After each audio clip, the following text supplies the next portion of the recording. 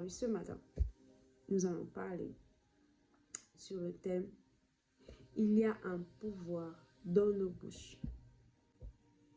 Et pour cela, nous allons nous intéresser au livre de la Genèse, du chapitre 1, du verset 1 jusqu'au verset 4. La Bible déclare: « Au commencement, Dieu créa le ciel et la terre.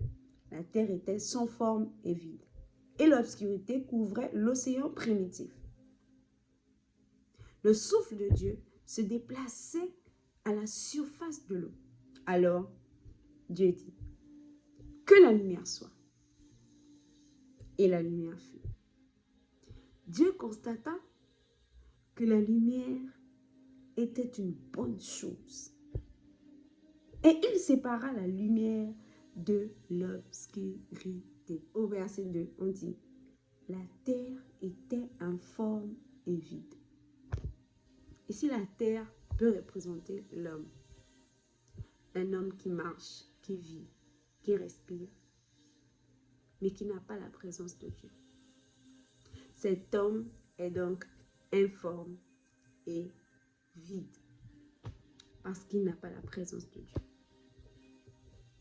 La Bible ajoute que cet homme-là est donc dans l'obscurité. Car oui, la terre était informe et vide et l'obscurité recouvrait l'océan primitif. Ici, l'océan fait référence à l'eau. Nous savons tous que l'eau, c'est la vie. Et il n'existe pas de vie sans eau. Si donc l'eau est la vie, il sera judicieux pour nous de se demander: que représente alors l'eau? Eh bien, l'eau représente le Saint-Esprit, l'esprit de vie, l'esprit qui donne la vie. La Bible déclare dans le livre de Genèse, au chapitre 2, le verset 7, « Le Seigneur prit de la poussière l'homme et en forma un être humain. Puis, il lui insuffla dans les narines le souffle de vie. » Le souffle de vie. Tout homme qui vit possède le souffle de vie. Et c'est Dieu qui lui insuffla dans ses narines le souffle de vie. Un homme qui n'a pas le Saint-Esprit en lui marche dans l'obscurité. Par conséquent, l'obscurité viendra recouvrir sa vie. Parce qu'il n'a pas la présence du Saint-Esprit. L'obscurité viendra recouvrir sa vie. Parce que oui, il y a un adage qui dit que la nature a horreur du vide. Et plus que la nature a horreur du vide, ainsi, l'homme qui marche sans la présence de Dieu est un homme sans forme et vide. L'obscurité ne viendra prendre place que lorsqu'il y a présence d'un vide, en fait. L'obscurité, voyez-vous, c'est comme un voile qui vient devant vous et vous recouvre. Parce que vous n'avez pas la présence du Saint-Esprit, voilà comment vous marchez dans l'obscurité. Vous travaillez, vous allez à l'école, vous partez au marché, vous faites vos choses. Voilà ce que représente votre vie. Vous n'avez pas la présence du Saint-Esprit et vous marchez comme ça. Vous allez à l'école, vous apprenez, vous construisez, vous vous mariez, vous faites des enfants. Vous vivez une vie, mais dans l'obscurité. La Bible déclare que la terre était sans forme et vide. Lorsqu'on marche dans l'obscurité, c'est une chose très grave parce que on peut se faire mal. On marche, tu ne vois pas où tu vas. Tu ne vois pas où tu vas. Tu n'as pas de lumière pour voir avec tes yeux où est-ce que tu mets ton pied. Tu sais pas que là où tu vas traverser, là, il y a un caniveau. Tu vas tomber dedans parce que tu n'as pas la lumière. Mais la bonne nouvelle, c'est ce qui suit. Oh, j'aime cette nouvelle. La Bible déclare, le souffle de Dieu se déplaçait à la surface de l'eau. Un homme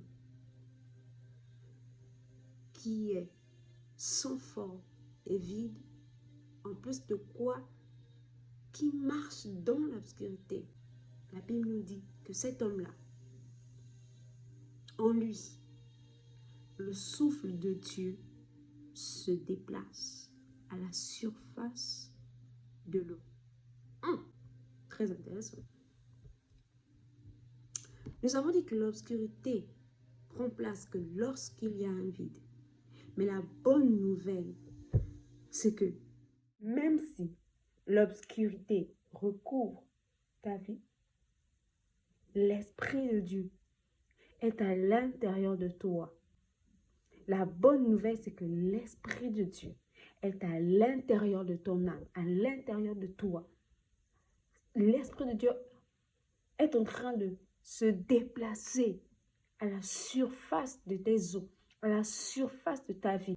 De la même manière que l'homme a besoin de l'eau pour vivre, c'est de cette même manière qu'il a besoin du Saint-Esprit pour vivre. Parce que sans le Saint-Esprit, c'est un homme informe et vide. Alors, afin d'enlever cette obscurité-là, il va falloir faire quelque chose. Tu as le pouvoir de déclarer que la lumière soit dans l'obscurité de ta vie, dans cet état informe et vide que tu peux peut-être ressentir. Peut-être dans ta vie, tu ressens un vide. Tu es là, tu as l'argent, tu as réussi, tu as des enfants, mais tu ressens un vide. Tu n'arrives pas à combler le vide qui est en toi. Tu n'arrives pas à combler.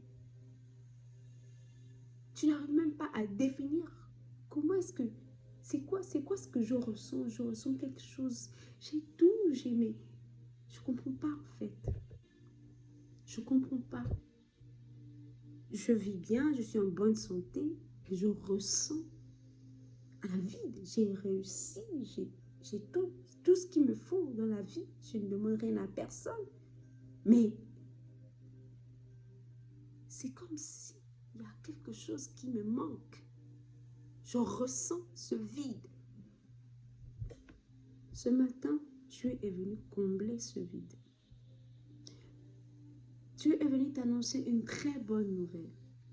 C'est que même si tu marches dans l'obscurité, même si tu es comme cette terre, informe et vide, la bonne nouvelle, c'est que le Saint-Esprit, le souffle de Dieu, réside à l'intérieur de toi. À l'intérieur de toi. À l'intérieur de toi. Et comme le souffle de Dieu, l'Esprit de Dieu réside à l'intérieur de toi,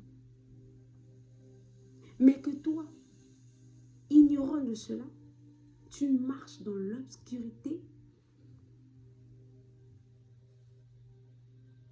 ignorant de ce qui est en toi, tu marches dans l'obscurité, ce voile qui te recouvre la tête,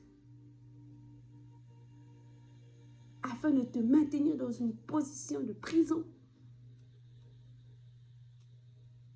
Eh bien, il y a une bonne nouvelle pour toi. Ce matin, je suis venue t'annoncer qu'il y a une bonne nouvelle pour toi. Et cette bonne nouvelle, Dieu l'a déjà accompli pour toi. Qu'est-ce que c'est cette bonne nouvelle?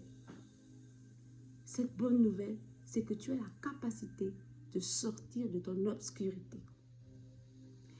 Par ta bouche, tu as la capacité de déclarer des paroles comme que la lumière soit.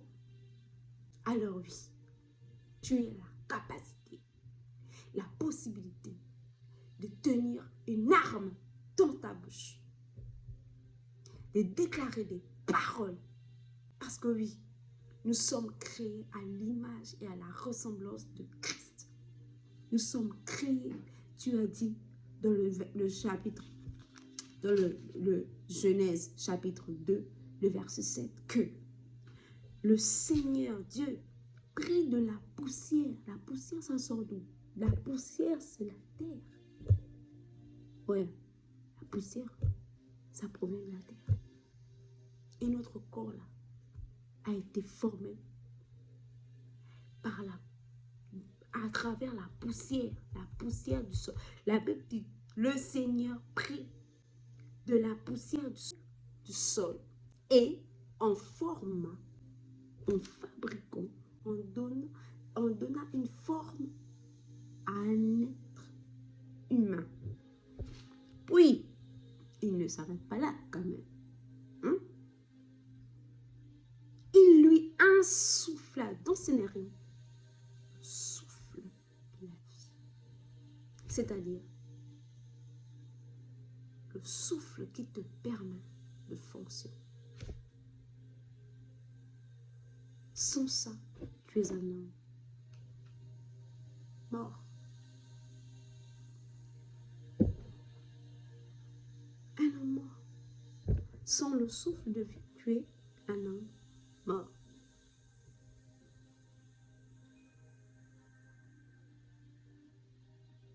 Et puisque Dieu veut te donner la vie,